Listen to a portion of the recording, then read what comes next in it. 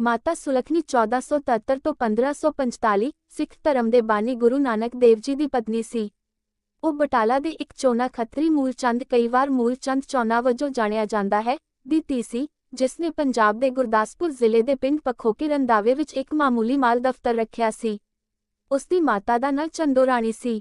ਸੁਲੱਖਣੀ ਦਾ ਵਿਆਹ 8 ਜੁਲਾਈ 1487 24 1544 ਨੂੰ ਬਟਾਲਾ ਵਿਖੇ ਗੁਰੂ ਨਾਨਕ ਦੇਵ ਜੀ ਨਾਲ ਹੋਇਆ ਸੀ, ਪਰ ਇਹ ਸ਼ੁਭ ਦਿਹਾੜਾ ਰਵਾਇਤੀ ਤੌਰ ਤੇ ਹਰ ਸਾਲ ਅਗਸਤ ਦੇ ਅਖੀਰ ਵਿੱਚ ਬਟਾਲਾ ਵਿੱਚ ਮਨਾਇਆ ਜਾਂਦਾ ਹੈ। ਉਸ ਦੇ ਘਰ 2 ਪੁੱਤਰਾਂ ਦਾ ਜਨਮ ਹੋਇਆ, 1494 ਵਿੱਚ ਸ੍ਰੀ ਚੰਦ ਅਤੇ 1497 ਵਿੱਚ ਲਖਮੀ ਦਾਸ। ਉਹ ਗੁਰੂ ਨਾਨਕ ਦੇਵ ਜੀ ਤੋਂ ਬਚ ਗਈ ਅਤੇ ਕਰਤਾਰਪੁਰ ਵਿਖੇ ਅਕਾਲ ਚਲਾਣਾ ਕਰ ਗਈ। ਗੁਰੂ ਜੀ ਨੇ ਰਾਵੀ ਦਰਿਆ ਦੇ ਸੱਜੇ ਕੰਢੇ ਤੇ ਸਥਾਪਿਤ ਕੀਤੀ ਸੀ ਅਤੇ ਜਿੱਥੇ ਉਸਨੇ ਆਪਣੇ ਆਖਰੀ ਸਾਲ ਬਿਤਾਏ ਸਨ। ਜੀਵਨ ਪਿਛੋਕੜ ਮਹਾਨ ਕੋਸ਼ ਪੁਸਤਕ ਵਿੱਚ ਭਾਈ ਕਾਨ ਸਿੰਘ ਨਾਭਾ ਲਿਖਦੇ ਹਨ ਕਿ ਪਿੰਡ ਪਖੋਕੇ, ਜ਼ਿਲ੍ਹਾ ਗੁਰਦਾਸਪੁਰ ਵਿੱਚ ਬਾਬਾ ਮੂਲਚੰਦ ਖੱਤਰੀ ਅਤੇ ਮਾਤਾ ਚੰਦੋ ਰਾਣੀ ਦੇ ਘਰ ਇੱਕ ਲੜਕੀ ਦਾ ਜਨਮ ਹੋਇਆ। ਉਸ ਦਾ ਪਿਤਾ ਇੱਕ ਧਾਰਮਿਕ ਚੋਨਾ ਖੱਤਰੀ ਵਪਾਰੀ ਸੀ, ਜੋ ਆਪਣੇ ਪਿੰਡ ਦਾ ਟੈਕਸ ਕੁਲੈਕਟਰ ਪਟਵਾਰੀ ਸੀ। ਸਾਲ ਨਹੀਂ ਦਿੱਤਾ ਗਿਆ ਹੈ, ਪਰ ਉਸ ਦੇ ਵਿਆਹ ਦੇ ਸਾਲ ਦੇ ਆਧਾਰ ਤੇ ਕੋਈ ਅੰਦਾਜ਼ਾ ਲਗਾ ਸਕਦਾ ਹੈ ਕਿ ਇਹ 1473 ਦੇ ਆਸ-ਪਾਸ ਸੀ। ਲੇਖਕ ਕਹਿੰਦਾ ਹੈ ਕਿ ਉਹ ਸੁਪਰ ਵਿਸ਼ੇਸ਼ਤਾਵਾਂ ਨਾਲ ਪੈਦਾ ਹੋਈ ਸੀ, ਪਰ ਇਹ ਵਿਸਤ੍ਰਿਤ ਕਰਨ ਤੋਂ ਅਣਗਹਿਲੀ ਕਰਦੀ ਹੈ ਕਿ ਇਹ ਕੀ ਸਨ। ਜ਼ਾਹਰ ਹੈ ਕਿ ਉਸਨੂੰ ਇਸ ਬੱਚੇ ਦੀ ਬਹੁਤੀ ਚਿੰਤਾ ਨਹੀਂ ਸੀ। ਉਹ ਕਹਿੰਦਾ ਹੈ ਕਿ ਉਸ ਦਾ ਨਾਮ ਸੁਲੱਖਣੀ ਸੀ। ਉਸ ਦੇ ਬਚਪਨ ਜਾਂ ਉਸ ਦੀ ਪੜ੍ਹਾਈ ਬਾਰੇ ਕੁਝ ਪਤਾ ਨਹੀਂ ਲੱਗ ਸਕਿਆ, ਪਰ ਅਸੀਂ ਜਾਣਦੇ ਹਾਂ ਕਿ ਉਹਨਾਂ ਦਿਨਾਂ ਵਿੱਚ ਕੁੜੀਆਂ ਪਹਿਲਾਂ ਪੜ੍ਹੀਆਂ ਲਿਖੀਆਂ ਨਹੀਂ ਸਨ। ਜੇ ਉਸ ਕੋਲ ਕੋਈ ਸਿਖਲਾਈ ਹੁੰਦੀ ਤਾਂ ਉਹ ਖਾਣਾ ਪਕਾਉਣ, ਸਿਲਾਈ, ਕਢਾਈ ਅਤੇ ਘਰ ਦੀ ਸਾਂਭ ਸੰਭਾਲਦੀ ਹੁੰਦੀ। ਬਦਕਿਸਮਤੀ ਨਾਲ ਕਿਸੇ ਨੇ ਵੀ ਉਸ ਦੇ ਨਿੱਜੀ ਸਵਾਦਾਂ, ਸ਼ੌਕਾਂ ਜਾਂ ਰੁਚੀਆਂ ਬਾਰੇ ਕੁਝ ਵੀ ਰਿਕਾਰਡ ਕਰਨ ਦੀ ਖੇਚਲ ਨਹੀਂ ਕੀਤੀ। 1969 ਵਿੱਚ ਸਿੱਖਾਂ ਨੇ ਆਪਣੇ ਸੰਸਥਾਪਕ ਦਾ 500ਵਾਂ ਜਨਮਦਿਨ ਮਨਾਇਆ। ਉਸ ਸਮੇਂ ਬਹੁਤ ਖੋਜ ਕੀਤੀ ਗਈ ਸੀ ਅਤੇ ਕੁਝ ਸਾਹਿਤ ਤਿਆਰ ਕੀਤਾ ਗਿਆ ਸੀ। ਪ੍ਰੋਫੈਸਰ ਸਾਹਿਬ ਸਿੰਘ ਨੇ ਲਿਖਿਆ ਹੈ ਕਿ ਭਾਈ ਜੈ ਰਾਮ ਖਾਨਪੁਰ ਦੇ ਰਹਿਣ ਵਾਲੇ ਸਨ ਅਤੇ ਨਵਾਬ ਦੌਲਤ ਖਾਨ ਦੀ ਸੇਵਾ ਵਿੱਚ ਸਨ। ਉਹ ਆਪਣੇ ਸਰਕਾਰੀ ਕੰਮ ਲਈ ਪਿੰਡ ਪਖੋਕੇ ਜਾਂਦੇ ਸਨ। ਉੱਥੇ ਉਹਨਾਂ ਨੇ ਬਾਬਾ ਮੂਲ ਚੰਦ ਨਾਲ ਉਹਨਾਂ ਦੇ ਵਿਆਹ ਦੀ ਗੱਲ ਕੀਤੀ ਤੀ ਅਤੇ ਉਹ ਇਸ ਲਈ ਸਹਿਜੇ ਹੀ ਸਹਿਮਤ ਹੋ ਗਿਆ ਸੀ।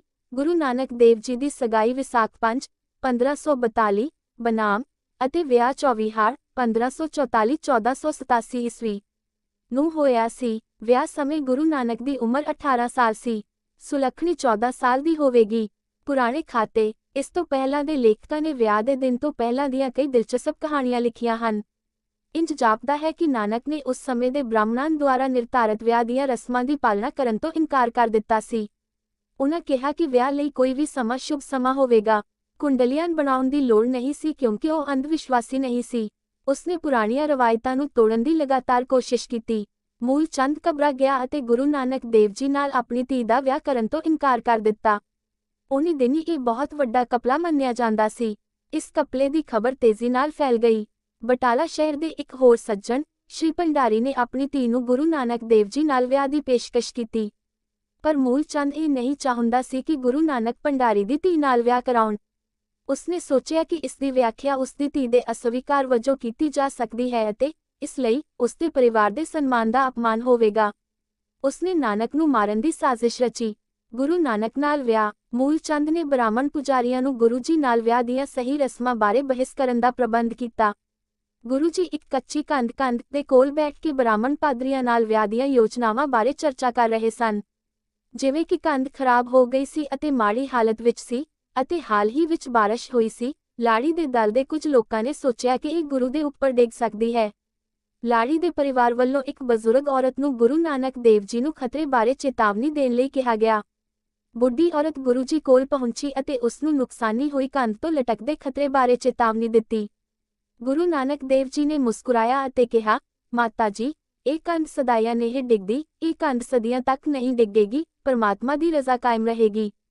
ਦਰਅਸਲ ਇਹ ਕੰਧ ਅੱਜ ਵੀ ਗੁਰਦੁਆਰਾ ਕਾਂਡ ਸਾਹਿਬ ਦੇ ਅੰਦਰ ਸੁਰੱਖਿਅਤ ਹੈ ਅਤੇ ਇੱਥੇ ਹਰ ਸਾਲ ਗੁਰੂ ਨਾਨਕ ਦੇਵ ਜੀ ਦੇ ਵਿਆਹ ਦੀ ਵਰ੍ਹੇਗੰਢ ਤੇ ਸਮਾਗਮ ਕੀਤਾ ਜਾਂਦਾ ਹੈ। 1487 ਵਿੱਚ ਵਿਆਹ ਅੰਤ ਵਿੱਚ ਹੋਇਆ ਅਤੇ ਇਸ ਨੇ ਬ੍ਰਾਹਮਣ ਰੀਤੀ ਰਿਵਾਜਾਂ ਨੂੰ ਨਜ਼ਰਅੰਦਾਜ਼ ਕੀਤਾ। ਗੁਰੂ ਨਾਨਕ ਦੇਵ ਜੀ ਅਤੇ ਉਹਨਾਂ ਦੀ ਲਾੜੀ ਨੇ ਪਵਿੱਤਰ ਅਗਨੀ ਦੇ ਦੁਆਲੇ ਨਿਰਧਾਰਤ 7 ਦੀ ਬਜਾਏ 4 ਚੱਕਰ ਲਏ। ਦੱਸਿਆ ਜਾਂਦਾ ਹੈ ਕਿ ਸਮਾਗਮ ਵਿੱਚ ਉਹਨਾਂ ਨੇ ਕੁਝ ਸ਼ਬਦ ਵੀ ਬੋਲੇ। ਬਦਕਿਸਮਤੀ ਨਾਲ ਇਹ ਸ਼ਬਦ ਸਹੀ ਢੰਗ ਨਾਲ ਦਰਜ ਨਹੀਂ ਕੀਤੇ ਗਏ ਸਨ ਅਤੇ ਇਸ ਵਿਸ਼ੇ ਤੇ ਸੁਲੱਖਣੀ ਦੇ ਵਿਚਾਰਾਂ ਜਾਂ ਭਾਵਨਾਵਾਂ ਬਾਰੇ ਕੁਝ ਨਹੀਂ ਲਿਖਿਆ ਗਿਆ ਹੈ।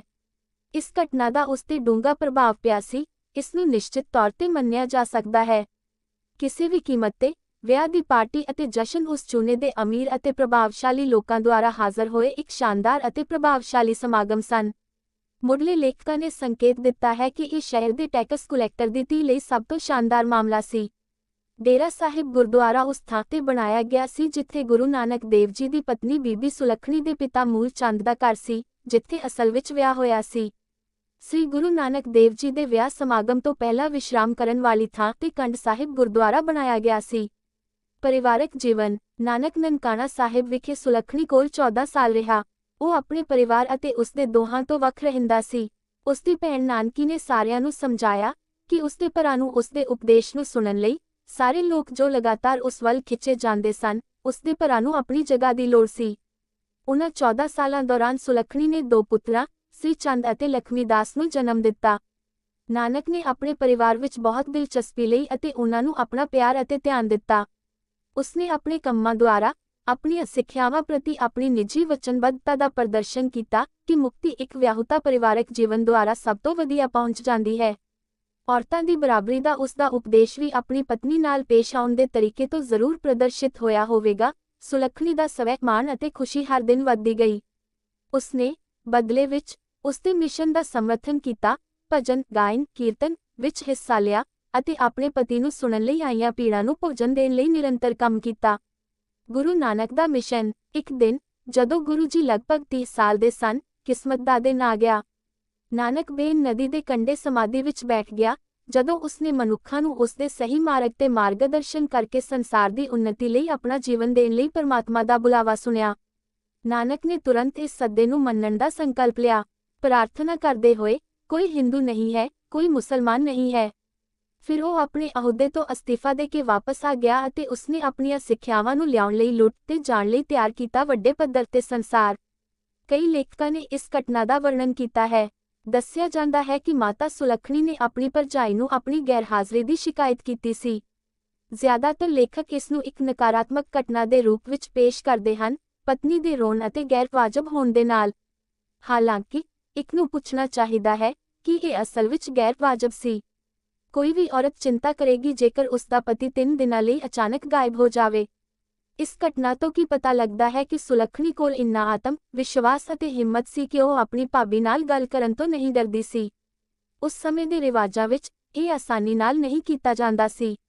ਸੁਲੱਖਣੀ ਨੇ ਗੁਰੂ ਨਾਨਕ ਦੇਵ ਜੀ ਦੇ ਪਰਿਵਾਰ ਦੇ ਨਾਲ ਆਪਣੇ ਪਰਿਵਾਰ ਨੂੰ ਇਹ ਦੱਸਣ ਦੀ ਪਹਿਲ ਕੀਤੀ ਕਿ ਉਹ ਲਾਪਤਾ ਹੈ। 3 ਦਿਨਾਂ ਬਾਅਦ ਜਦੋਂ ਉਹ ਦੁਬਾਰਾ ਪ੍ਰਗਟ ਹੋਇਆ ਤਾਂ ਉਹ ਸਾਰੇ ਕਿੰਨੇ ਖੁਸ਼ ਹੋਏ ਹੋਣਗੇ।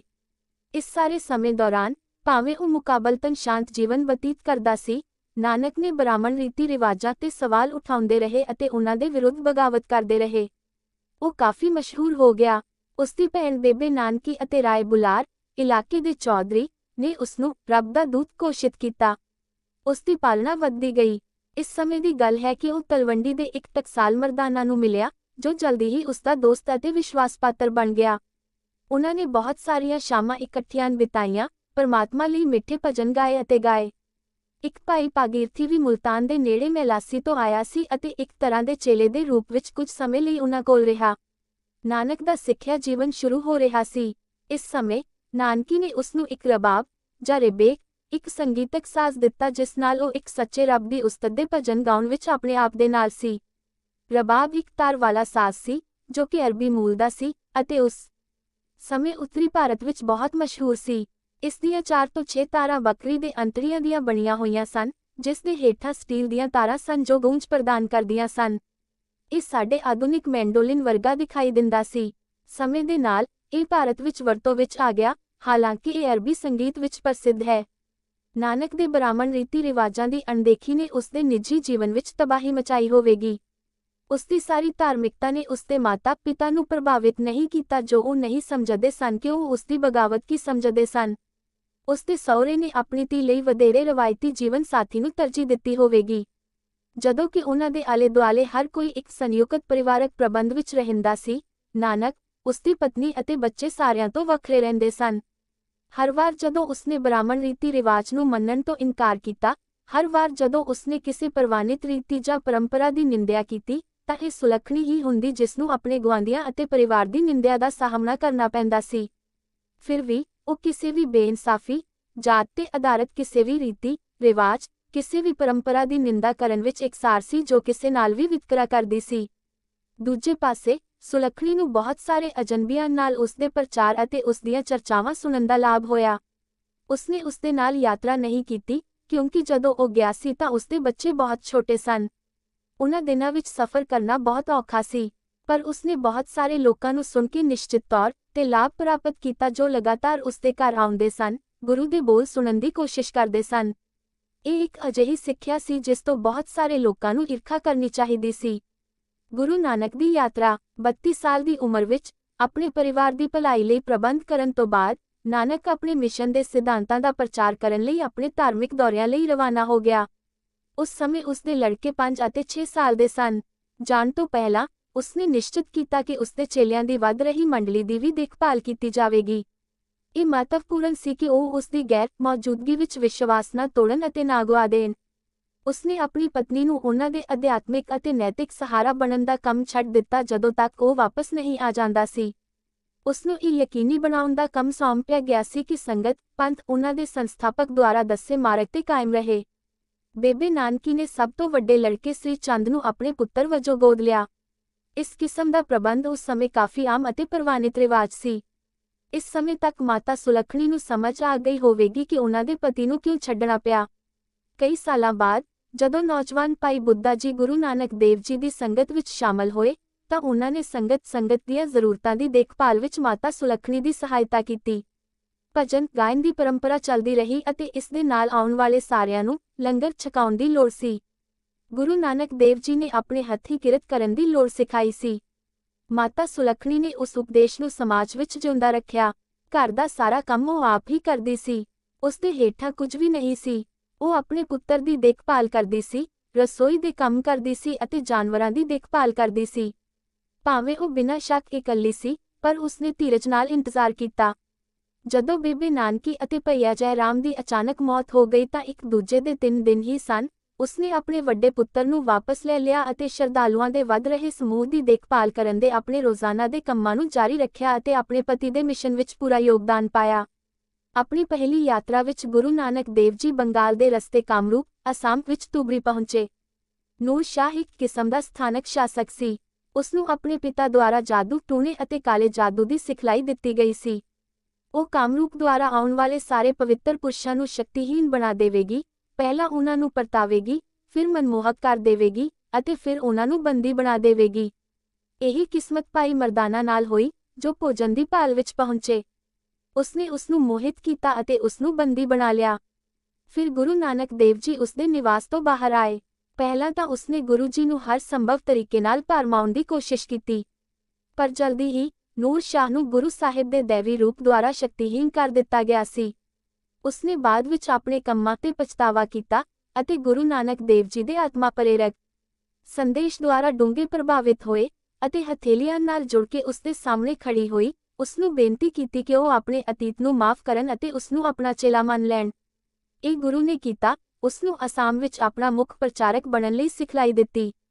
ਇਸ ਤਰ੍ਹਾਂ ਨੂਰ ਸ਼ਾਹ ਨੂੰ ਗੁਰੂ ਨਾਨਕ ਦੇਵ ਜੀ ਦੁਆਰਾ ਸਿਖਲਾਈ ਦਿੱਤੀ ਗਈ ਸੀ ਅਤੇ ਸਿੱਖ ਧਰਮ ਦੀ ਦੂਜੀ ਜਾਣੀ ਜਾਂਦੀ ਮਹਿਲਾ ਅਧਿਆਪਕ ਬਣ ਗਈ ਸੀ। ਇੱਥੇ ਅਸੀਂ ਫਿਰ ਗੁਰੂ ਨਾਨਕ ਦੇਵ ਜੀ ਦੀ ਔਰਤ ਦੀ ਬਰਾਬਰੀ ਪ੍ਰਤੀ ਵਚਨਬੱਧਤਾ ਨੂੰ ਦੇਖਦੇ ਹਾਂ। ਇਹ ਉਹੀ ਸੀ ਸ਼ੁਰੂ ਤੋਂ ਹੀ ਜਿਸ ਨੇ ਸਭ ਤੋਂ ਪਹਿਲਾਂ ਔਰਤਾਂ ਨੂੰ ਇਸ ਨਵੇਂ ਧਰਮ ਦੀ ਜ਼ਿੰਮੇਵਾਰੀ ਦਾ ਬਰਾਬਰ ਹਿੱਸਾ ਲੈਣ ਲਈ ਸਿਖਲਾਈ ਦਿੱਤੀ ਸੀ। ਕਰਤਾਰਪੁਰ ਦਾ ਗਠਨ 1516 ਦੇ ਜਨਵਰੀ ਵਿੱਚ 8 ਸਾਲਾਂ ਦੀ ਲਗਾਤਾਰ ਯਾਤਰਾ ਤੋਂ ਬਾਅਦ ਗੁਰੂ ਨਾਨਕ ਦੇਵ ਜੀ ਆਪਣੀ ਇੱਕ ਉਦਾਸੀ ਯਾਤਰਾ ਤੋਂ ਵਾਪਸ ਆਏ। 46 ਸਾਲ ਦੀ ਉਮਰ ਵਿੱਚ ਉਹ ਕਰਤਾਰਪੁਰ ਦੇ ਮੌਜੂਦਾ ਸਥਾਨ ਤੇ ਆ ਕੇ ਵਸ ਗਏ ਅਤੇ ਖੇਤੀ ਕਰਨ ਲੱਗ ਪਏ। ਉਸਨੇ ਆਪਣੇ ਬਿਰਧ ਮਾਤਾ-ਪਿਤਾ ਨੂੰ ਕਰੀਬ 2 ਸਾਲ ਚੁੱਪਚਾਪ ਆਪਣੇ ਨਾਲ ਰਹਿਣ ਲਈ ਲਿਆ ਕੇ ਦਿਲਾਸਾ ਦਿੱਤਾ। ਹਾਲਾਂਕਿ ਉਹ ਜਾਤੀ ਨਿਯਮਾਂ ਅਤੇ ਸਮਾਜਿਕ ਵਿਵਸਥਾ ਲਈ ਉਸਦੀ ਲਗਾਤਾਰ ਅਣਦੇਖੀ ਤੋਂ ਪਰੇਸ਼ਾਨ ਸਨ, ਪਰ ਉਹ ਇਸ ਤੱਥ ਤੋਂ ਪ੍ਰਭਾਵਿਤ ਹੋਣ ਵਿੱਚ ਮਦਦ ਨਹੀਂ ਕਰ ਸਕੇ ਕਿ ਉਸ ਕੋਲ ਹਰ ਵਰਗ ਦੇ ਹਜ਼ਾਰਾਂ ਮਰਦ ਅਤੇ ਔਰਤਾਂ ਸਨ ਜੋ ਉਸਨੂੰ ਬੋਲਣ ਲਈ ਸੁਣਨਾ ਚਾਹੁੰਦੇ ਸਨ। ਉਹ ਉਹਨਾਂ ਦੇ ਗੁਰੂ ਸਨ। 1517 ਦੇ ਅਖੀਰ ਵਿੱਚ ਗੁਰੂ ਨਾਨਕ ਅਤੇ ਮਰਦਾਨਾ ਇੱਕ ਵਾਰ ਫਿਰ ਬਾਹਰ ਨਿਕਲੇ ਅਤੇ ਆਪਣੀ ਯਾਤਰਾ ਮੁੜ ਸ਼ੁਰੂ ਕੀਤੀ। ਆਖਰਕਾਰ ਗੁਰੂ ਨਾਨਕ ਦੇਵ ਜੀ ਆਪਣੀਆਂ ਯਾਤਰਾਵਾਂ ਤੋਂ ਵਾਪਸ ਆ ਗਏ ਅਤੇ ਕਰਤਾਰਪੁਰ ਦਾ ਨਵਾਂ ਸ਼ਹਿਰ ਵਸਾਇਆ। ਉਸਨੇ ਆਪਣੀ ਰੋਜ਼ੀ ਰੋਟੀ ਕਮਾਉਣ ਲਈ ਖੇਤੀ ਕੀਤੀ ਅਤੇ ਆਪਣੇ ਆਪ ਨੂੰ ਦਿਨ ਦੇ ਇੱਕ ਸਾਧਾਰਨ ਘਰਾਣੇ ਵਾਂਗ ਪਹਿਰਾਵਾ ਦਿੱਤਾ। ਉਸਦੇ ਚੇਲੇ ਬਹੁਤ ਵੱਧ ਗਏ ਅਤੇ ਲੋਕ ਦੂਰੋਂ ਦੂਰੋਂ ਉਸ ਨੂੰ ਸੁਣਨ ਲਈ ਆਏ।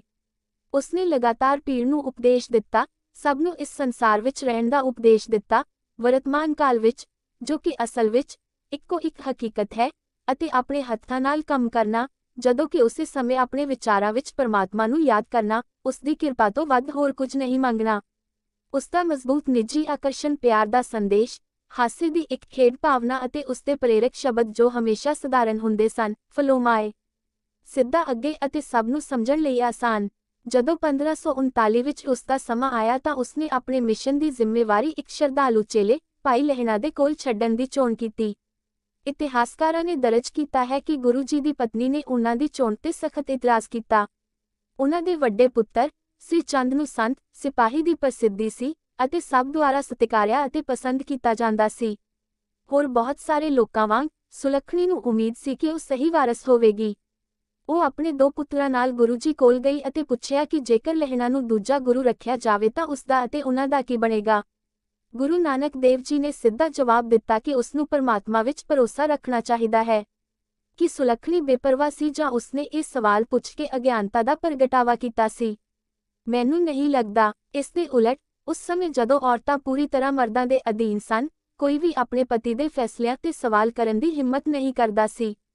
ਇੱਥੇ ਅਸੀਂ ਇਸ ਗੱਲ ਦਾ ਸਕਾਰਾਤਮਕ ਸਬੂਤ ਦੇਖਦੇ ਹਾਂ ਕਿ ਗੁਰੂ ਨਾਨਕ ਸੱਚਮੁੱਚ ਆਪਣੇ ਪਰਿਵਾਰ ਦਾ ਬਹੁਤ ਸਤਿਕਾਰ ਕਰਦੇ ਸਨ। ਉਹ ਆਪਣੀ ਪਤਨੀ ਦਾ ਬਹੁਤ ਆਦਰ ਕਰਦਾ ਹੋਣਾ ਚਾਹੀਦਾ ਹੈ, ਇਸ ਲਈ ਕਿ ਉਸਨੂੰ ਇਹ ਪੁੱਛਣ ਦੀ ਆਜ਼ਾਦੀ ਸੀ ਕਿ ਉਹ ਕੀ ਮਹਿਸੂਸ ਕਰਦੀ ਹੈ। ਉਸਦੇ ਸਵੈ-ਮਾਣ ਨੇ ਉਸਨੂੰ ਕੋਈ ਸਵਾਲ ਪੁੱਛਣ ਤੇ ਜਵਾਬ ਲੱਭਣ ਦੀ ਹਿੰਮਤ ਲੱਭਣ ਦੀ ਇਜਾਜ਼ਤ ਦਿੱਤੀ। ਉਸਦੇ ਜਵਾਬ ਵਿੱਚ, ਗੁਰੂ ਨਾਨਕ ਜੀ ਉਸਨੂੰ ਝਿੜਕ ਨਹੀਂ ਰਹੇ ਸਨ ਜਾਂ ਉਸਨੂੰ ਹੇਠਾਂ ਨਹੀਂ ਰੱਖ ਰਹੇ ਸਨ। ਉਸਨੇ ਫੈਸਲਾ ਕਰ ਲਿਆ ਸੀ। ਲਹਿਣਾ ਅਗਲੇ ਗੁਰੂ ਬਣਨ ਲਈ ਬਿਹਤਰ ਸੀ। ਇਹ ਇੱਕ ਬਹੁਤ ਹੀ ਸਧਾਰਨ ਬਿਆਨ ਸੀ, ਬਾਕੀ ਪਰਮੇਸ਼ੁਰ ਤੇ ਨਿਰਭਰ ਕਰਦਾ ਹੈ। ਮੁੱਢਲੇ ਲੇਖਕਾਂ ਨੇ ਦਰਜ ਕੀਤਾ ਹੈ ਕਿ ਗੁਰੂ ਨਾਨਕ ਦੇਵ ਜੀ ਦੇ ਜੋਤੀ ਸਮਾਉਣ ਤੋਂ ਬਾਅਦ, ਸੁਲੱਖਣੀ ਨੇ ਆਪਣੀ ਬਾਕੀ ਦੀ ਜ਼ਿੰਦਗੀ ਕਰਤਾਰਪੁਰ ਵਿੱਚ ਬਿਤਾਈ, ਸਿੱਖ ਕਦਰਾਂ ਕੀਮਤਾਂ ਅਤੇ ਪਰੰਪਰਾਵਾਂ ਦੀ ਸਥਾਪਨਾ ਵਿੱਚ ਹਮੇਸ਼ਾ ਦੀ ਤਰ੍ਹਾਂ ਯੋਗਦਾਨ ਪਾਇਆ। ਪਹਿਲੇ ਗੁਰੂ ਦੀ ਪਤਨੀ ਹੋਣ ਦੇ ਨਾਤੇ, ਉਨ੍ਹਾਂ ਦੀ ਭੂਮਿਕਾ ਮਹੱਤਵਪੂਰਨ ਸੀ ਅਤੇ ਉਨ੍ਹਾਂ ਨੇ ਇਸ ਨੂੰ ਚੰਗੀ ਤਰ੍ਹਾਂ ਨਿਭਾਇਆ। ਹੋਰ ਵੇਰਵੇ, ਪਹਿਲੇ ਸਿੱਖ ਗੁਰੂ ਨਾਨਕ ਦੇਵ ਜੀ ਦੀ ਧਰਮ ਪਤਨੀ ਮਾਤਾ ਸੁਲੱਖਣੀ, ਗੁਰੂ ਕੇ ਲੰਗਰ ਦੀ ਸੇਵਾ ਲਈ ਜ਼ਿੰਮੇਵਾਰ ਸੀ। ਭਾਈ ਕਾਨ ਸਿੰਘ ਨਾਭਾ ਆਪਣੀ ਪੁਸਤਕ ਮਹਾਨ ਕੋਸ਼ ਵਿੱਚ ਲਿਖਦੇ ਹਨ ਕਿ ਪਿੰਡ ਪਖੋਕੇ, ਜ਼ਿਲ੍ਹਾ ਗੁਰਦਾਸਪੁਰ ਵਿੱਚ ਮੂਲ ਚੰਦ ਖੱਤਰੀ ਅਤੇ ਮਾਤਾ ਚੰਦੋ ਦੇ ਘਰ ਇੱਕ ਲੜਕੀ ਦਾ ਜਨਮ ਹੋਇਆ। ਉਸਦਾ ਪਿਤਾ ਇੱਕ ਧਾਰਮਿਕ ਚੋਨਾ ਖੱਤਰੀ ਵਪਾਰੀ ਸੀ, ਜੋ ਆਪਣੇ ਪਿੰਡ ਦਾ ਟੈਕਸ ਕੁਲੈਕਟਰ ਪਟਵਾਰੀ ਸੀ। ਸਾਲ ਨਹੀਂ ਦਿੱਤਾ ਗਿਆ ਹੈ, ਪਰ ਉਸ ਦੇ ਵਿਆਹ ਦੇ ਸਾਲ ਦੇ ਆਧਾਰ ਤੇ ਕੋਈ ਅੰਦਾਜ਼ਾ ਲਗਾ ਸਕਦਾ ਹੈ ਕਿ ਇਹ 1473 ਦੇ ਆਸ-ਪਾਸ ਸੀ। ਲੇਖਕ ਕਹਿੰਦਾ ਹੈ ਕਿ ਉਹ ਸੁਪਰ ਵਿਸ਼ੇਸ਼ਤਾਵਾਂ ਨਾਲ ਪੈਦਾ ਹੋਈ ਸੀ, ਪਰ ਇਹ ਵਿਸਤ੍ਰਿਤ ਕਰਨ ਤੋਂ ਅਣਗਹਿਲੀ ਕਰਦੀ ਹੈ ਕਿ ਇਹ ਕੀ ਸਨ। ਜ਼ਾਹਰ ਹੈ ਕਿ ਉਸਨੂੰ ਇਸ ਬੱਚੇ ਦੀ ਬਹੁਤੀ ਚਿੰਤਾ ਨਹੀਂ ਸੀ। ਉਹ ਕਹਿੰਦਾ ਹੈ ਕਿ ਉਸਦਾ ਨਾਮ ਸੁਲੱਖਣੀ ਸੀ। ਉਸਦੇ ਬਚਪਨ ਜਾਂ ਉਸਦੀ ਪੜ੍ਹਾਈ ਬਾਰੇ ਕੁਝ ਪਤਾ ਨਹੀਂ ਲੱਗ ਸਕਿਆ, ਪਰ ਅਸੀਂ ਜਾਣਦੇ ਹਾਂ ਕਿ ਉਹਨਾਂ ਦਿਨਾਂ ਵਿੱਚ ਕੁੜੀਆਂ ਪਹਿਲਾਂ ਪੜ੍ਹੀਆਂ ਲਿਖੀਆਂ ਨਹੀਂ ਸਨ। ਜੇ ਉਸ ਕੋਲ ਕੋਈ ਸਿਖਲਾਈ ਹੁੰਦੀ, ਤਾਂ ਉਹ ਖਾਣਾ ਪਕਾਉਣ, ਸਿਲਾਈ, ਕਢਾਈ ਅਤੇ ਘਰ ਦੀ ਸਾਂਭ ਸੰਭਾਲਦੀ ਹੁੰਦੀ। ਉਸ ਬਾਰੇ ਹੋਰ ਕੁਝ ਨਹੀਂ ਲਿਖਿਆ ਗਿਆ। 1969 ਵਿੱਚ ਸਿੱਖਾਂ ਨੇ ਆਪਣੇ ਸੰਸਥਾਪਕ ਦੀ 500ਵੀਂ ਜਯੰਤੀ ਮਨਾਈ। ਉਸ ਸਮੇਂ ਬਹੁਤ ਖੋਜ ਕੀਤੀ ਗਈ ਸੀ ਅਤੇ ਕੁਝ ਸਾਹਿਤ ਤਿਆਰ ਕੀਤਾ ਗਿਆ ਸੀ। ਪ੍ਰੋਫੈਸਰ ਸਾਹਿਬ ਸਿੰਘ ਨੇ ਲਿਖਿਆ ਹੈ ਕਿ ਭਾਈ ਜੈ ਰਾਮ ਖਾਨਪੁਰ ਦੇ ਵਸਨੀਕ ਸਨ ਅਤੇ ਨਵਾਬ ਦੌਲਤ ਖਾਨ ਦੀ ਸੇਵਾ ਵਿੱਚ ਸਨ। ਉਹ ਆਪਣੇ ਸਰਕਾਰੀ ਕੰਮ ਲਈ ਪਿੰਡ ਪਖੋਕੇ ਜਾਂਦੇ ਸਨ। ਉੱਥੇ ਉਹਨਾਂ ਨੇ ਸ਼੍ਰੀ ਮੂਲਚੰਦ ਨਾਲ ਉਹਨਾਂ ਦੇ ਵਿਆਹ ਦੀ ਗੱਲ ਕੀਤੀ ਅਤੇ ਉਹ ਪ੍ਰਸਤਾਵਿਤ ਵਿਆਹ ਲਈ ਸਹਿਜੇ ਹੀ ਸਹਿਮਤ ਹੋ ਗਿਆ ਸੀ। ਗੁਰੂ ਨਾਨਕ ਦੇਵ ਜੀ ਦਾ ਵਿਆਹ ਵਿਸਾਖ 5, 1542 ਨੂੰ ਹੋਇਆ ਸੀ ਅਤੇ ਵਿਆਹ 24 ਹਾੜ 1544 ਨੂੰ ਹੋਇਆ ਸੀ। ਵਿਆਹ ਦੇ ਸਮੇਂ ਗੁਰੂ ਨਾਨਕ ਦੇਵ ਜੀ ਦੀ ਉਮਰ 18 ਸਾਲ ਸੀ। ਸੁਲੱਖਣੀ 14 ਸਾਲ ਦੀ ਹੋਵੇਗੀ। ਇਸ ਤੋਂ ਪਹਿਲਾਂ ਦੇ ਲੇਖਕਾਂ ਨੇ ਵਿਆਹ ਦੇ ਦਿਨ ਤੋਂ ਪਹਿਲਾਂ ਦੀਆਂ ਕਈ ਦਿਲਚਸਪ ਕਹਾਣੀਆਂ ਲਿਖੀਆਂ ਹਨ। ਇੰਜ ਜਾਪਦਾ ਹੈ ਕਿ ਨਾਨਕ ਨੇ ਉਸ ਸਮੇਂ ਦੇ ਬ੍ਰਾਹਮਣਾਂ ਦੁਆਰਾ ਨਿਰਧਾਰਤ ਵਿਆਹ ਦੀਆਂ ਰਸਮਾਂ ਦੀ ਪਾਲਣਾ ਕਰਨ ਤੋਂ ਇਨਕਾਰ ਕਰ ਦਿੱਤਾ ਸੀ। ਉਨ੍ਹਾਂ ਕਿਹਾ ਕਿ ਵਿਆਹ ਲਈ ਕੋਈ ਵੀ ਸਮਾਂ ਸ਼ੁਭ ਸਮਾਂ ਹੋਵੇਗਾ। ਕੁੰਡਲੀਆਂ ਬਣਾਉਣ ਦੀ ਲੋੜ ਨਹੀਂ ਸੀ ਕਿਉਂਕਿ ਉਹ ਅੰਧ ਵਿਸ਼ਵਾਸੀ ਨਹੀਂ ਸੀ। ਉਸਨੇ ਪੁਰਾਣੀਆਂ ਪਰੰਪਰਾਵਾਂ ਨੂੰ ਤੋੜਨ ਦੀ ਲਗਾਤਾਰ ਕੋਸ਼ਿਸ਼ ਕੀਤੀ। ਮੂਲਚੰਦ ਘਬਰਾ ਗਿਆ ਅਤੇ ਆਪਣੀ ਧੀ ਦਾ ਵਿਆਹ ਗੁਰੂ ਨਾਨਕ ਦੇਵ ਜੀ ਨਾਲ ਕਰਨ ਤੋਂ ਇਨਕਾਰ ਕਰ ਦਿੱਤਾ। ਉਹਨੀ ਦਿਨੀ ਇਹ ਬਹੁਤ ਵੱਡਾ ਘਪਲਾ ਮੰਨਿਆ ਜਾਂਦਾ ਸੀ। ਇਸ ਘਪਲੇ ਦੀ ਖਬਰ ਤੇਜ਼ੀ ਨਾਲ ਫੈਲ ਗਈ। ਬਟਾਲਾ ਸ਼ਹਿਰ ਦੇ ਇੱਕ ਹੋਰ ਸੱਜਣ, ਸ਼੍ਰੀ ਭੰਡਾਰੀ ਨੇ ਆਪਣੀ ਧੀ ਨੂੰ ਗੁਰੂ ਨਾਨਕ ਦੇਵ ਜੀ ਨਾਲ ਵਿਆਹ ਦੀ ਪੇਸ਼ਕਸ਼ ਕੀਤੀ। ਪਰ ਮੂਲਚੰਦ ਦੀ ਇੱਛਾ ਨਹੀਂ ਸੀ ਕਿ ਗੁਰੂ ਨਾਨਕ ਭੰਡਾਰੀ ਦੀ ਧੀ ਨਾਲ ਵਿਆਹ ਕਰਾਉਣ। ਉਸਨੇ ਸੋਚਿਆ ਕਿ ਇਸ ਦੀ ਵਿਆਖਿਆ ਉਸ ਦੀ ਧੀ ਦੇ ਅਸਵੀਕਾਰ ਵਜੋਂ ਕੀਤੀ ਜਾ ਸਕਦੀ ਹੈ ਅਤੇ ਇਸ ਲਈ ਉਸਦੇ ਪਰਿਵਾਰ ਦੇ ਸਨਮਾਨ ਦਾ ਅਪਮਾਨ ਹੋਵੇਗਾ। ਉਸਨੇ ਨਾਨਕ ਨੂੰ ਮਾਰਨ ਦੀ ਸਾਜ਼ਿਸ਼ ਰਚੀ। ਮੂਲਚੰਦ ਨੇ ਬ੍ਰਾਹਮਣ ਪੁਜਾਰੀਆਂ ਨੂੰ ਗੁਰੂ ਜੀ ਨਾਲ ਵਿਆਹ ਦੀਆਂ ਰਸਮਾਂ ਬਾਰੇ ਬਹਿਸ ਕਰਨ ਦਾ ਪ੍ਰਬੰਧ ਕੀਤਾ। ਉਹਨਾਂ ਨੇ ਉਸ ਨੂੰ ਇੱਕ ਖਰਾਬ ਹੋਈ ਕੰਧ ਦੇ ਕੋਲ ਬਿਠਾ ਦਿੱਤਾ। ਮੀਂਹ ਪੈ ਰਿਹਾ ਸੀ ਅਤੇ ਤੇਜ਼ ਹਵਾਵਾਂ ਚੱਲ ਰਹੀਆਂ ਸਨ। ਸਾਰਿਆਂ ਨੂੰ ਉਮੀਦ ਸੀ ਕਿ ਕੰਧ ਡਿੱਗ ਜਾਵੇਗੀ। ਕਹਾਣੀ ਇਹ ਹੈ ਕਿ ਸੁਲੱਖਣੀ 2 ਸਾਲਾਂ ਦੀ ਕੁੜਮਾਈ ਤੋਂ ਬਾਅਦ ਆਪਣਾ ਰਿਸ਼ਤਾ ਤੋੜਨਾ ਨਹੀਂ ਚਾਹੁੰਦੀ ਸੀ, ਨੇ ਗੁਰੂ ਨਾਨਕ ਦੇਵ ਨੂੰ ਸਾਜ਼ਿਸ਼ ਬਾਰੇ ਚੇਤਾਵਨੀ ਦੇਣ ਲਈ ਇੱਕ ਬਜ਼ੁਰਗ ਔਰਤ ਨੂੰ ਭੇਜਿਆ। ਗੁਰੂ ਨਾਨਕ ਦੇਵ ਜੀ ਨੇ ਔਰਤ ਨੂੰ ਕਿਹਾ ਕਿ ਚਿੰਤਾ ਨਾ ਕਰੋ, ਕੰਧ ਆਉਣ ਵਾਲੇ ਸਾਲਾਂ ਤੱਕ ਨਹੀਂ ਡਿੱਗੇਗੀ। ਦਰਅਸਲ ਉਹੀ ਕੰਧ ਅੱਜ ਬਟਾਲੇ ਵਿੱਚ ਖੜੀ ਹੈ ਅਤੇ ਉਸ ਸਥਾਨ ਦੀ ਯਾਦ ਵਿੱਚ ਇੱਕ ਪ੍ਰਸਿੱਧ ਗੁਰਦੁਆਰਾ ਬਣਾਇਆ ਗਿਆ ਹੈ। 1487 ਵਿੱਚ ਵਿਆਹ ਅੰਤ ਵਿੱਚ ਹੋਇਆ ਅਤੇ ਇਸਨੇ ਬ੍ਰਾਹਮਣ ਰੀਤੀ ਰਿਵਾਜਾਂ ਨੂੰ ਨਜ਼ਰਅੰਦਾਜ਼ ਕੀਤਾ। ਗੁਰੂ ਨਾਨਕ ਦੇਵ ਜੀ ਅਤੇ ਉਹਨਾਂ ਦੀ ਲਾੜੀ ਨੇ ਪਵਿੱਤਰ ਅਗਨੀ ਦੇ ਦੁਆਲੇ ਨਿਰਧਾਰਤ 7 ਦੀ ਬਜਾਏ 4 ਚੱਕਰ ਲਏ। ਦੱਸਿਆ ਜਾਂਦਾ ਹੈ ਕਿ ਸਮਾਗਮ ਵਿੱਚ ਉਹਨਾਂ ਨੇ ਕੁਝ ਸ਼ਬਦ ਵੀ ਬੋਲੇ। ਬਦਕਿਸਮਤੀ ਨਾਲ ਇਹ ਸ਼ਬਦ ਸਹੀ ਢੰਗ ਨਾਲ ਦਰਜ ਨਹੀਂ ਕੀਤੇ ਗਏ ਸਨ ਅਤੇ ਇਸ ਵਿਸ਼ੇ ਤੇ ਸੁਲੱਖਣੀ ਦੇ ਵਿਚਾਰਾਂ ਜਾਂ ਭਾਵਨਾਵਾਂ ਬਾਰੇ ਕੁਝ ਨਹੀਂ ਲਿਖਿਆ ਗਿਆ ਹੈ। ਇਸ ਘਟਨਾ ਦਾ ਉਸ ਤੇ ਡੂੰਘਾ ਪ੍ਰਭਾਵ ਪਿਆ ਸੀ, ਇਸ ਨੂੰ ਨਿਸ਼ਚਿਤ ਤੌਰ ਤੇ ਮੰਨਿਆ ਜਾ ਸਕਦਾ ਹੈ। ਕਿਸੇ ਵੀ ਕੀਮਤ ਤੇ ਵਿਆਹ ਦੀ ਪਾਰਟੀ ਅਤੇ ਜਸ਼ਨ ਉਸ ਸਮੇਂ ਦੇ ਅਮੀਰ ਅਤੇ ਪ੍ਰਭਾਵਸ਼ਾਲੀ ਲੋਕਾਂ ਦੁਆਰਾ ਹਾਜ਼ਰ ਹੋਏ ਇੱਕ ਸ਼ਾਨਦਾਰ ਅਤੇ ਪ੍ਰਭਾਵਸ਼ਾਲੀ ਸਮਾਗਮ ਸਨ। ਮੁੱਢਲੇ ਲੇਖਕਾਂ ਨੇ ਸੰਕੇਤ ਦਿੱਤਾ ਹੈ ਕਿ ਇਹ ਸ਼ਹਿਰ ਦੇ ਟੈਕਸ ਕੁਲੈਕਟਰ ਦੀ ਧੀ ਲਈ ਸਭ ਤੋਂ ਸ਼ਾਨਦਾਰ ਮਾਮਲਾ ਸੀ। ਗੁਰੂ ਨਾਨਕ ਦੇਵ ਜੀ ਸੁਲੱਖਣੀ ਕੋਲ ਸੁਲਤਾਨਪੁਰ ਵਿਖੇ 14 ਸਾਲ ਰਹੇ।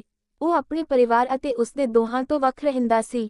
ਉਸਦੀ ਭੈਣ ਨਾਨਕੀ ਨੇ ਸਾਰਿਆਂ ਨੂੰ ਸਮਝਾਇਆ ਕਿ ਉਸਦੇ ਭਰਾ ਨੂੰ ਉਸਦੇ ਉਪਦੇਸ਼ਾਂ ਨੂੰ ਸੁਣਨ ਲਈ ਉਸ ਵੱਲ ਲਗਾਤਾਰ ਖਿੱਚੇ ਜਾਣ ਵਾਲੇ ਸਾਰੇ ਲੋਕਾਂ ਦੇ ਕਾਰਨ ਆਪਣੀ ਜਗ੍ਹਾ ਦੀ ਲੋੜ ਹੈ।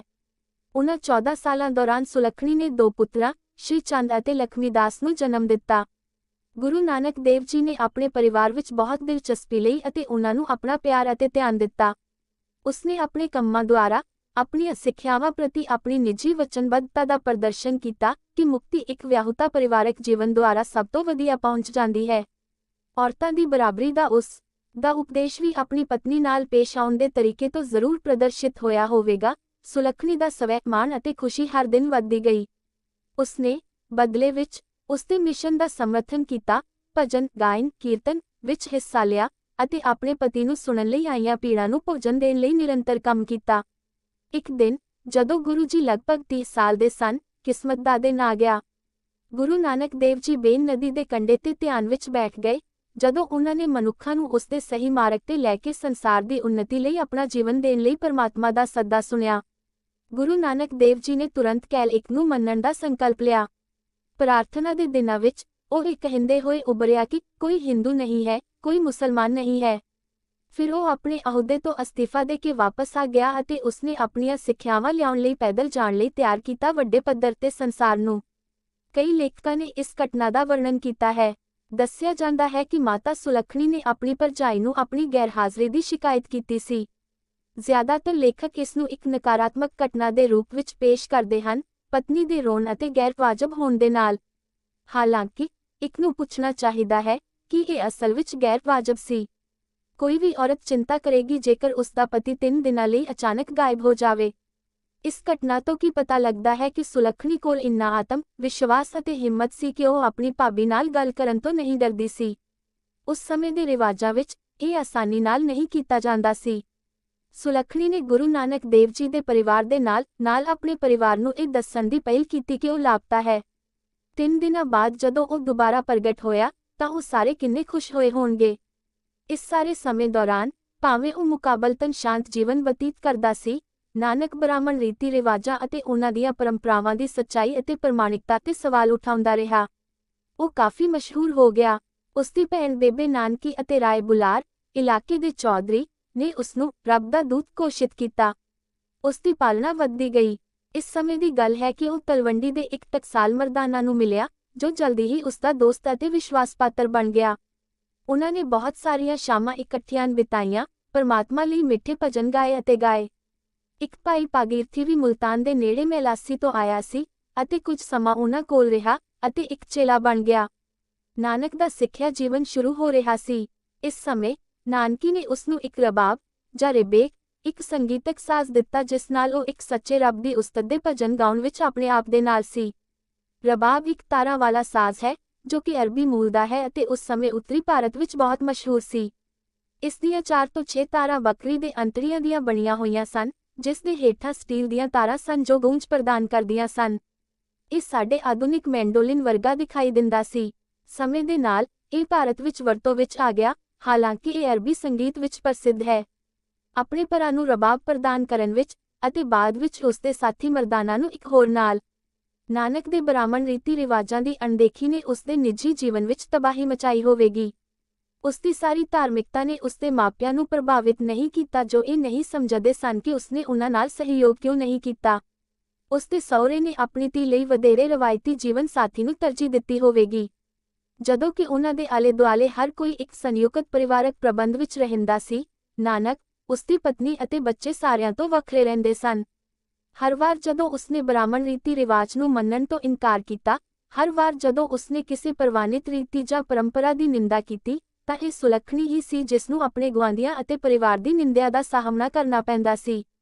ਫਿਰ ਵੀ ਉਹ ਕਿਸੇ ਵੀ ਬੇਇਨਸਾਫੀ, ਜਾਤ ਤੇ ਆਧਾਰਿਤ ਕਿਸੇ ਵੀ ਰੀਤੀ ਰਿਵਾਜ, ਕਿਸੇ ਵੀ ਪਰੰਪਰਾ ਦੀ ਨਿੰਦਾ ਕਰਨ ਵਿੱਚ ਇਕਸਾਰ ਸੀ ਜੋ ਕਿਸੇ ਨਾਲ ਵੀ ਵਿਤਕਰਾ ਕਰਦੀ ਸੀ। ਦੂਜੇ ਪਾਸੇ ਸੁਲੱਖਣੀ ਨੂੰ ਬਹੁਤ ਸਾਰੇ ਅਜਨਬੀਆਂ ਨਾਲ ਉਸ ਦੇ ਪ੍ਰਚਾਰ ਅਤੇ ਉਸ ਦੀਆਂ ਚਰਚਾਵਾਂ ਸੁਣਨ ਦਾ ਲਾਭ ਹੋਇਆ।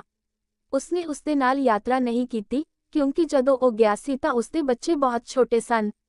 ਉਨ੍ਹਾਂ ਦਿਨਾਂ ਵਿੱਚ ਸਫ਼ਰ ਕਰਨਾ ਬਹੁਤ ਔਖਾ ਸੀ, ਪਰ ਉਸਨੇ ਬਹੁਤ ਸਾਰੇ ਲੋਕਾਂ ਨੂੰ ਸੁਣ ਕੇ ਸਭ ਤੋਂ ਵੱਧ ਲਾਭ ਪ੍ਰਾਪਤ ਕੀਤਾ ਜੋ ਲਗਾਤਾਰ ਉਸ ਦੇ ਘਰ ਆਉਂਦੇ ਸਨ, ਗੁਰੂ ਦੇ ਬੋਲ ਸੁਣਨ ਦੀ ਕੋਸ਼ਿਸ਼ ਕਰਦੇ ਸਨ। ਇਹ ਇੱਕ ਅਜਿਹੀ ਸਿੱਖਿਆ ਸੀ ਜਿਸ ਤੋਂ ਬਹੁਤ ਸਾਰੇ ਲੋਕਾਂ ਨੂੰ ਈਰਖਾ ਕਰਨੀ ਚਾਹੀਦੀ ਸੀ। 32 ਸਾਲ ਦੀ ਉਮਰ ਵਿੱਚ ਆਪਣੇ ਪਰਿਵਾਰ ਦੀ ਭਲਾਈ ਲਈ ਪ੍ਰਬੰਧ ਕਰਨ ਤੋਂ ਬਾਅਦ ਨਾਨਕ ਆਪਣੇ ਮਿਸ਼ਨ ਦੇ ਸਿਧਾਂਤਾਂ ਦਾ ਪ੍ਰਚਾਰ ਕਰਨ ਲਈ ਆਪਣੇ ਧਾਰਮਿਕ ਦੌਰਿਆਂ ਲਈ ਰਵਾਨਾ ਹੋ ਗਿਆ। ਉਸ ਸਮੇਂ ਉਸ ਦੇ ਲੜਕੇ 5 ਅਤੇ 6 ਸਾਲ ਦੇ ਸਨ। ਜਾਣ ਤੋਂ ਪਹਿਲਾਂ ਉਸਨੇ ਨਿਸ਼ਚਿਤ ਕੀਤਾ ਕਿ ਉਸਦੇ ਚੇਲਿਆਂ ਦੀ ਵੱਧ ਰਹੀ ਮੰਡਲੀ ਦੀ ਵੀ ਦੇਖਭਾਲ ਕੀਤੀ ਜਾਵੇਗੀ। ਇਹ ਮਹੱਤਵਪੂਰਨ ਸੀ ਕਿ ਉਹ ਉਸ ਦੀ ਗੈਰ ਮੌਜੂਦਗੀ ਵਿੱਚ ਵਿਸ਼ਵਾਸ ਨਾ ਤੋੜਨ ਅਤੇ ਨਾ ਗੁਆ ਦੇਣ। ਉਸਨੇ ਆਪਣੀ ਪਤਨੀ ਨੂੰ ਉਹਨਾਂ ਦੇ ਅਧਿਆਤਮਿਕ ਅਤੇ ਨੈਤਿਕ ਸਹਾਰਾ ਬਣਨ ਦਾ ਕੰਮ ਛੱਡ ਦਿੱਤਾ ਜਦੋਂ ਤੱਕ ਉਹ ਵਾਪਸ ਨਹੀਂ ਆ ਜਾਂਦਾ ਸੀ। ਉਸਨੂੰ ਇਹ ਯਕੀਨੀ ਬਣਾਉਣ ਦਾ ਕੰਮ ਸੌਂਪਿਆ ਗਿਆ ਸੀ ਕਿ ਸੰਗਤ, ਪੰਥ ਉਹਨਾਂ ਦੇ ਸੰਸਥਾਪਕ ਦੁਆਰਾ ਦੱਸੇ ਮਾਰਗ ਤੇ ਕਾਇਮ ਰਹੇ। ਬੇਬੇ ਨਾਨਕੀ ਨੇ ਸਭ ਤੋਂ ਵੱਡੇ ਲੜਕੇ ਸ੍ਰੀ ਚੰਦ ਨੂੰ ਆਪਣੇ ਪੁੱਤਰ ਵਜੋਂ ਗੋਦ ਲਿਆ। ਇਸ ਕਿਸਮ ਦਾ ਪ੍ਰਬੰਧ ਉਸ ਸਮੇਂ ਕਾਫੀ ਆਮ ਅਤੇ ਪ੍ਰਵਾਨਿਤ ਰਿਵਾਜ ਸੀ। ਇਸ ਸਮੇਂ ਤੱਕ ਸੁਲੱਖਣੀ ਸਮਝ ਗਈ ਹੋਵੇਗੀ ਕਿ ਉਸਦੇ ਪਤੀ ਨੂੰ ਕਿਉਂ ਛੱਡਣਾ ਪਿਆ। ਬਾਬਾ ਬੁੱਢਾ ਜੀ ਦੇ ਨਾਲ ਉਹ ਛੋਟੀ ਸੰਗਤ ਦੀਆਂ ਲੋੜਾਂ ਨੂੰ ਦੇਖਦਾ ਸੀ। ਭਜਨ ਗਾਇਨ ਦੀ ਪਰੰਪਰਾ ਚੱਲਦੀ ਰਹੀ ਅਤੇ ਇਸ ਦੇ ਨਾਲ ਆਉਣ ਵਾਲੇ ਸਾਰਿਆਂ ਨੂੰ ਲੰਗਰ ਛਕਾਉਣ ਦੀ ਲੋੜ ਸੀ। ਗੁਰੂ ਨਾਨਕ ਦੇਵ ਜੀ ਨੇ ਆਪਣੇ ਹੱਥੀਂ ਕਿਰਤ ਕਰਨ ਦੀ ਲੋੜ ਸਿਖਾਈ ਸੀ। ਮਾਤਾ ਸੁਲੱਖਣੀ ਨੇ ਉਸ ਉਪਦੇਸ਼ ਨੂੰ ਸਮਾਜ ਵਿੱਚ ਜਿਉਂਦਾ ਰੱਖਿਆ। ਘਰ ਦਾ ਸਾਰਾ ਕੰਮ ਉਹ ਆਪ ਹੀ ਕਰਦੀ ਸੀ। ਉਸ ਦੇ ਹੇਠਾਂ ਕੁਝ ਵੀ ਨਹੀਂ ਸੀ। ਉਹ ਆਪਣੇ ਪੁੱਤਰ ਦੀ ਦੇਖਭਾਲ ਕਰਦੀ ਸੀ, ਰਸੋਈ ਦੇ ਕੰਮ ਕਰਦੀ ਸੀ ਅਤੇ ਜਾਨਵਰਾਂ ਦੀ ਦੇਖਭਾਲ ਕਰਦੀ ਸੀ। ਭਾਵੇਂ ਉਹ ਬਿਨਾਂ ਸ਼ੱਕ ਇਕੱਲੀ ਸੀ, ਪਰ ਉਸਨੇ ਧੀਰਜ ਨਾਲ ਇੰਤਜ਼ਾਰ ਕੀਤਾ। ਜਦੋਂ ਬੇਬੇ ਨਾਨਕੀ ਅਤੇ ਜੈ ਰਾਮ ਇੱਕ ਦੂਜੇ ਦੇ 3 ਦਿਨਾਂ ਦੇ ਅੰਦਰ ਹੀ ਅਚਾਨਕ ਅਕਾਲ ਚਲਾਣਾ ਕਰ ਗਏ, ਤਾਂ ਉਸਨੇ ਆਪਣੇ ਵੱਡੇ ਪੁੱਤਰ ਨੂੰ ਵਾਪਸ ਲੈ ਲਿਆ ਅਤੇ ਸ਼ਰਧਾਲੂਆਂ ਦੇ ਨਵੇਂ ਸਮੂਹ ਦੀ ਦੇਖਭਾਲ ਕਰਨ ਦੇ ਆਪਣੇ ਰੋਜ਼ਾਨਾ ਦੇ ਕੰਮਾਂ ਨੂੰ ਜਾਰੀ ਰੱਖਿਆ ਅਤੇ ਆਪਣੇ ਪਤੀ ਦੇ ਮਿਸ਼ਨ ਵਿੱਚ ਪੂਰਾ ਯੋਗਦਾਨ ਪਾਇਆ। ਆਪਣੀ ਪਹਿਲੀ ਯਾਤਰਾ ਵਿੱਚ ਗੁਰੂ ਨਾਨਕ ਦੇਵ ਜੀ ਬੰਗਾਲ ਦੇ ਰਸਤੇ ਕਾਮਰੂਪ, ਅਸਾਮ ਵਿੱਚ ਧੂਬਰੀ ਪਹੁੰਚੇ। ਨੂਰ ਸ਼ਾਹ ਇੱਕ ਕਿਸਮ ਦਾ ਸਥਾਨਕ ਸ਼ਾਸਕ ਸੀ। ਉਸਨੂੰ ਆਪਣੇ ਪਿਤਾ ਦੁਆਰਾ ਜਾਦੂ ਟੂਣੇ ਅਤੇ ਕਾਲੇ ਜਾਦੂ ਦੀ ਸਿਖਲਾਈ ਦਿੱਤੀ ਗਈ ਸੀ। ਉਹ ਕਾਮਰੂਪ ਦੁਆਰਾ ਆਉਣ ਵਾਲੇ ਸਾਰੇ ਪਵਿੱਤਰ ਪੁਰਸ਼ਾਂ ਨੂੰ ਸ਼ਕਤੀਹੀਨ ਬਣਾ ਦੇਵੇਗੀ, ਪਹਿਲਾਂ ਉਹਨਾਂ ਨੂੰ ਪਰਤਾਏਗੀ, ਫਿਰ ਮਨਮੋਹਕ ਕਰੇਗੀ ਅਤੇ ਉਹਨਾਂ ਨੂੰ ਕੈਦ ਵਿੱਚ ਰੱਖੇਗੀ। ਇਹੀ ਕਿਸਮਤ ਭਾਈ ਮਰਦਾਨਾ ਨਾਲ ਹੋਈ, ਜੋ ਭੋਜਨ ਦੀ ਭਾਲ ਵਿੱਚ ਪਹੁੰਚੇ। ਉਸਨੇ ਉਸਨੂੰ ਮੋਹਿਤ ਕੀਤਾ ਅਤੇ ਉਸਨੂੰ ਬੰਦੀ ਬਣਾ ਲਿਆ। ਫਿਰ ਸਰਬ ਜਾਣਕਾਰੀ ਗੁਰੂ ਨਾਨਕ ਦੇਵ ਜੀ ਉਸਦੇ ਨਿਵਾਸ ਤੋਂ ਬਾਹਰ ਆ ਗਏ। ਪਹਿਲਾਂ ਤਾਂ ਉਸਨੇ ਗੁਰੂ ਜੀ ਨੂੰ ਹਰ ਸੰਭਵ ਤਰੀਕੇ ਨਾਲ ਭਰਮਾਉਣ ਦੀ ਕੋਸ਼ਿਸ਼ ਕੀਤੀ, ਪਰ ਜਲਦੀ ਹੀ ਨੂਰ ਸ਼ਾਹ ਨੂੰ ਗੁਰੂ ਸਾਹਿਬ ਦੇ ਦੈਵੀ ਰੂਪ ਦੁਆਰਾ ਸ਼ਕਤੀਹੀਨ ਕਰ ਦਿੱਤਾ ਗਿਆ ਸੀ। ਉਸਨੇ ਬਾਅਦ ਵਿੱਚ ਆਪਣੇ ਕੰਮਾਂ ਤੇ ਪਛਤਾਵਾ ਕੀਤਾ ਅਤੇ ਗੁਰੂ ਨਾਨਕ ਦੇਵ ਜੀ ਦੇ ਆਤਮਾ ਪ੍ਰੇਰਕ ਸੰਦੇਸ਼ ਦੁਆਰਾ ਡੂੰਘੇ ਪ੍ਰਭਾਵਿਤ ਹੋਏ ਅਤੇ ਹਥੇਲੀਆਂ ਨਾਲ ਜੁੜ ਕੇ ਉਸਦੇ ਸਾਹਮਣੇ ਖੜੀ ਹੋਈ, ਉਸਨੂੰ ਬੇਨਤੀ ਕੀਤੀ ਕਿ ਉਹ ਆਪਣੇ ਅਤੀਤ ਨੂੰ ਮਾਫ ਕਰਨ ਅਤੇ ਉਸਨੂੰ ਆਪਣਾ ਚੇਲਾ ਮੰਨ ਲੈਣ। ਇਹ ਗੁਰੂ ਨੇ ਕੀਤਾ। ਉਸਨੂੰ ਅਸਾਮ ਵਿੱਚ ਆਪਣਾ ਮੁੱਖ ਪ੍ਰਚਾਰਕ ਬਣਨ ਲਈ ਸਿਖਲਾਈ ਦਿੱਤੀ। ਜਨਵਰੀ 1516 ਵਿੱਚ 8 ਸਾਲਾਂ ਦੀ ਨਿਰੰਤਰ ਯਾਤਰਾ ਤੋਂ ਬਾਅਦ ਨਾਨਕ ਆਪਣੀ ਇੱਕ ਉਦਾਸ ਯਾਤਰਾ ਤੋਂ ਵਾਪਸ ਪਰਤਿਆ। 46 ਸਾਲ ਦੀ ਉਮਰ ਵਿੱਚ ਉਹ ਕਰਤਾਰਪੁਰ ਦੇ ਮੌਜੂਦਾ ਸਥਾਨ ਤੇ ਆ ਕੇ ਵਸ ਗਏ ਅਤੇ ਖੇਤੀ ਕਰਨ ਲੱਗ ਪਏ। ਉਸਨੇ ਆਪਣੇ ਬਿਰਧ ਮਾਤਾ ਪਿਤਾ ਨੂੰ ਕਰੀਬ 2 ਸਾਲ ਚੁੱਪਚਾਪ ਆਪਣੇ ਨਾਲ ਰਹਿਣ ਲਈ ਲਿਆ ਕੇ ਦਿਲਾਸਾ ਦਿੱਤਾ। ਹਾਲਾਂਕਿ ਉਹ ਜਾਤੀ ਨਿਯਮਾਂ ਅਤੇ ਸਮਾਜਿਕ ਵਿਵਸਥਾ ਲਈ ਉਸਦੀ ਲਗਾਤਾਰ ਅਣਦੇਖੀ ਤੋਂ ਪਰੇਸ਼ਾਨ ਸਨ, ਉਹ ਇਸ ਤੱਥ ਤੋਂ ਪ੍ਰਭਾਵਿਤ ਨਹੀਂ ਹੋ ਸਕੇ ਕਿ ਉਸਦੇ ਕੋਲ ਹਰ ਵਰਗ ਦੇ ਹਜ਼ਾਰਾਂ ਮਰਦ ਅਤੇ ਔਰਤਾਂ ਸਨ, ਜੋ ਉਸਨੂੰ ਬੋਲਣ ਲਈ ਸੁਣਨ ਦੀ ਕੋਸ਼ਿਸ਼ ਕਰ ਰਹੇ ਸਨ। ਉਹ ਉਹਨਾਂ ਦੇ ਗੁਰੂ ਸਨ। 1517 ਦੇ ਅਖੀਰ ਵਿੱਚ, ਨਾਨਕ ਅਤੇ ਮਰਦਾਨਾ ਇੱਕ ਵਾਰ ਫਿਰ ਨਿਕਲੇ ਅਤੇ ਆਪਣੀ ਯਾਤਰਾ ਮੁੜ ਸ਼ੁਰੂ ਕੀਤੀ। ਆਖਰਕਾਰ, ਗੁਰੂ ਨਾਨਕ ਦੇਵ ਜੀ ਆਪਣੀਆਂ ਯਾਤਰਾਵਾਂ ਤੋਂ ਵਾਪਸ ਆ ਗਏ ਅਤੇ ਕਰਤਾਰਪੁਰ ਦਾ ਨਵਾਂ ਸ਼ਹਿਰ ਵਸਾਇਆ। ਉਸਨੇ ਆਪਣੀ ਰੋਜ਼ੀ ਰੋਟੀ ਕਮਾਉਣ ਲਈ ਖੇਤੀ ਕੀਤੀ ਅਤੇ ਆਪਣੇ ਆਪ ਨੂੰ ਦਿਨ ਦੇ ਇੱਕ ਸਾਧਾਰਨ ਘਰਾਣੇ ਵਾਂਗ ਪਹਿਰਾਵਾ ਦਿੱਤਾ। ਉਸਦੇ ਚੇਲੇ ਵੱਧਦੇ ਗਏ ਅਤੇ ਲੋਕ ਦੂਰੋਂ ਦੂਰੋਂ ਉਸਨੂੰ ਸੁਣਨ ਲਈ ਆਉਂਦੇ ਸਨ। ਉਸਨੇ ਲਗਾਤਾਰ ਭੀੜ ਨੂੰ ਉਪਦੇਸ਼ ਦਿੱਤਾ, ਸਭ ਨੂੰ ਇਸ ਸੰਸਾਰ ਵਿੱਚ ਰਹਿਣ ਦਾ ਉਪਦੇਸ਼ ਦਿੱਤਾ, ਵਰਤਮਾਨ ਕਾਲ ਵਿੱਚ, ਜੋ ਕਿ ਅਸਲ ਵਿੱਚ ਇੱਕੋ ਇੱਕ ਹਕੀਕਤ ਹੈ, ਅਤੇ ਆਪਣੇ ਹੱਥਾਂ ਨਾਲ ਕੰਮ ਕਰਨਾ, ਜਦੋਂ ਕਿ ਉਸੇ ਸਮੇਂ ਆਪਣੇ ਵਿਚਾਰਾਂ ਵਿੱਚ ਪਰਮਾਤਮਾ ਨੂੰ ਯਾਦ ਕਰਨਾ, ਉਸਦੀ ਕਿਰਪਾ ਤੋਂ ਵੱਧ ਹੋਰ ਕੁਝ ਨਹੀਂ ਮੰਗਣਾ। ਉਸਦਾ ਮਜ਼ਬੂਤ ਨਿੱਜੀ ਆਕਰਸ਼ਣ ਪਿਆਰ ਦਾ ਸੰਦੇਸ਼, ਹਾਸੇ ਦੀ ਇੱਕ ਖੇਡ ਭਾਵਨਾ ਅਤੇ ਉਸਦੇ ਪ੍ਰੇਰਕ ਸ਼ਬਦ ਜੋ ਹਮੇਸ਼ਾ ਸਧਾਰਨ ਹੁੰਦੇ ਸਨ, ਫਲੋਮਾਏ, ਸਿੱਧਾ ਅੱਗੇ ਅਤੇ ਸਭ ਨੂੰ ਸਮਝਣ ਲਈ ਆਸਾਨ। ਜਦੋਂ 1539 ਵਿੱਚ ਉਸਦਾ ਸਮਾਂ ਆਇਆ ਤਾਂ ਉਸਨੇ ਆਪਣੇ ਮਿਸ਼ਨ ਦੀ ਜ਼ਿੰਮੇਵਾਰੀ ਇੱਕ ਸ਼ਰਧਾਲੂ ਚੇਲੇ ਭਾਈ ਲਹਿਣਾ ਕੋਲ ਛੱਡਣ ਦੀ ਚੋਣ ਕੀਤੀ। ਇਤਿਹਾਸਕਾਰਾਂ ਨੇ ਦਰਜ ਕੀਤਾ ਹੈ ਕਿ ਗੁਰੂ ਜੀ ਦੀ ਪਤਨੀ ਨੇ ਉਨ੍ਹਾਂ ਦੀ ਚੋਣ ਤੇ ਸਖਤ ਇਤਰਾਜ਼ ਕੀਤਾ। ਉਨ੍ਹਾਂ ਦੇ ਵੱਡੇ ਪੁੱਤਰ ਸ੍ਰੀ ਚੰਦ ਨੂੰ ਸੰਤ ਸਿਪਾਹੀ ਦੀ ਪ੍ਰਸਿੱਧੀ ਸੀ ਅਤੇ ਸਭ ਦੁਆਰਾ ਸਤਿਕਾਰਿਆ ਅਤੇ ਪਸੰਦ ਕੀਤਾ ਜਾਂਦਾ ਸੀ। ਹੋਰ ਬਹੁਤ ਸਾਰੇ ਲੋਕਾਂ ਵਾਂਗ ਸੁਲੱਖਾਨੀ ਨੇ ਉਮੀਦ ਕੀਤੀ ਸੀ ਕਿ ਉਹ ਸਹੀ ਵਾਰਸ ਹੋਵੇਗੀ। ਉਹ ਆਪਣੇ ਦੋ ਪੁੱਤਰਾਂ ਨਾਲ ਗੁਰੂ ਜੀ ਕੋਲ ਗਈ ਅਤੇ ਪੁੱਛਿਆ ਕਿ ਜੇਕਰ ਲਹਿਣਾ ਨੂੰ ਦੂਜਾ ਗੁਰੂ ਰੱਖਿਆ ਜਾਵੇ ਤਾਂ ਉਸਦਾ ਅਤੇ ਉਨ੍ਹਾਂ ਦਾ ਕੀ ਬਣੇਗਾ। ਨਾਨਕ ਨੇ ਸਿੱਧਾ ਜਵਾਬ ਦਿੱਤਾ ਕਿ ਉਸਨੂੰ ਪਰਮਾਤਮਾ ਵਿੱਚ ਭਰੋਸਾ ਰੱਖਣਾ ਚਾਹੀਦਾ ਹੈ। ਕਿ ਸੁਲੱਖਣੀ ਬੇਪਰਵਾਹ ਸੀ ਜਾਂ ਉਸਨੇ ਇਹ ਸਵਾਲ ਪੁੱਛ ਕੇ ਅਗਿਆਨਤਾ ਦਿਖਾਈ? ਮੈਨੂੰ ਨਹੀਂ ਲੱਗਦਾ। ਇਸ ਦੇ ਉਲਟ, ਉਸ ਸਮੇਂ ਜਦੋਂ ਔਰਤਾਂ ਪੂਰੀ ਤਰ੍ਹਾਂ ਮਰਦਾਂ ਦੇ ਅਧੀਨ ਸਨ, ਕੋਈ ਵੀ ਆਪਣੇ ਪਤੀ ਦੇ ਫੈਸਲਿਆਂ ਤੇ ਸਵਾਲ ਕਰਨ ਦੀ ਹਿੰਮਤ ਨਹੀਂ ਕਰਦਾ ਸੀ। ਇੱਥੇ ਅਸੀਂ ਇਸ ਗੱਲ ਦਾ ਸਕਾਰਾਤਮਕ ਸਬੂਤ ਦੇਖਦੇ ਹਾਂ ਕਿ ਗੁਰੂ ਨਾਨਕ ਸੱਚਮੁੱਚ ਆਪਣੇ ਪਰਿਵਾਰ ਦਾ ਬਹੁਤ ਸਤਿਕਾਰ ਕਰਦੇ ਸਨ। ਉਹ ਆਪਣੀ ਪਤਨੀ ਦਾ ਬਹੁਤ ਆਦਰ ਕਰਦਾ ਹੋਣਾ ਚਾਹੀਦਾ ਹੈ, ਇੰਨਾ ਜ਼ਿਆਦਾ ਕਿ ਉਸਨੂੰ ਇਹ ਪੁੱਛਣ ਦੀ ਆਜ਼ਾਦੀ ਸੀ ਕਿ ਉਹ ਕੀ ਮਹਿਸੂਸ ਕਰਦੀ ਹੈ। ਉਸਦੇ ਸਵੈ-ਮਾਣ ਨੇ ਉਸਨੂੰ ਕੋਈ ਸਵਾਲ ਪੁੱਛਣ ਤੇ ਜਵਾਬ ਲੱਭਣ ਦੀ ਹਿੰਮਤ ਲੱਭਣ ਦੀ ਇਜਾਜ਼ਤ ਦਿੱਤੀ। ਉਸਦੇ ਜਵਾਬ ਵਿੱਚ, ਗੁਰੂ ਨਾਨਕ ਜੀ ਉਸਨੂੰ ਝਿੜਕ ਨਹੀਂ ਰਹੇ ਸਨ ਜਾਂ ਉਸਨੂੰ ਹੇਠਾਂ ਨਹੀਂ ਰੱਖ ਰਹੇ ਸਨ। ਉਸਨੇ ਫੈਸਲਾ ਕੀਤਾ ਸੀ ਕਿ ਲਹਿਣਾ ਅਗਲੇ ਗੁਰੂ ਬਣਨ ਲਈ ਬਿਹਤਰ ਸੀ। ਇਹ ਇੱਕ ਬਹੁਤ ਹੀ ਸਧਾਰਨ ਬਿਆਨ ਸੀ, ਬਾਕੀ ਪਰਮੇਸ਼ੁਰ ਤੇ ਨਿਰਭਰ ਕਰਦਾ ਹੈ। ਮੁੱਢਲੇ ਲੇਖਕਾਂ ਨੇ ਦਰਜ ਕੀਤਾ ਹੈ ਕਿ ਗੁਰੂ ਨਾਨਕ ਦੇਵ ਜੀ ਦੇ ਜੋਤੀ ਸਮਾਉਣ ਤੋਂ ਬਾਅਦ, ਸੁਲੱਖਣੀ ਨੇ ਆਪਣੀ ਬਾਕੀ ਦੀ ਜ਼ਿੰਦਗੀ ਕਰਤਾਰਪੁਰ ਵਿੱਚ ਬਿਤਾਈ, ਸਿੱਖ ਕਦਰਾਂ ਕੀਮਤਾਂ ਅਤੇ ਪਰੰਪਰਾਵਾਂ ਦੀ ਸਥਾਪਨਾ ਵਿੱਚ ਹਮੇਸ਼ਾ ਦੀ ਤਰ੍ਹਾਂ ਯੋਗਦਾਨ ਪਾਇਆ। ਪਹਿਲੇ ਗੁਰੂ ਦੀ ਪਤਨੀ ਹੋਣ ਦੇ ਨਾਤੇ, ਉਨ੍ਹਾਂ ਦੀ ਭੂਮਿਕਾ ਮਹੱਤਵਪੂਰਨ ਸੀ ਅਤੇ ਉਨ੍ਹਾਂ ਨੇ ਇਸ ਨੂੰ ਚੰਗੀ ਤਰ੍ਹਾਂ ਨਿਭਾਇਆ। ਵਾਹਿਗੁਰੂ ਜੀ ਕਾ ਖਾਲਸਾ, ਵਾਹਿਗੁਰੂ ਜੀ ਦੀ ਫਤਿਹ।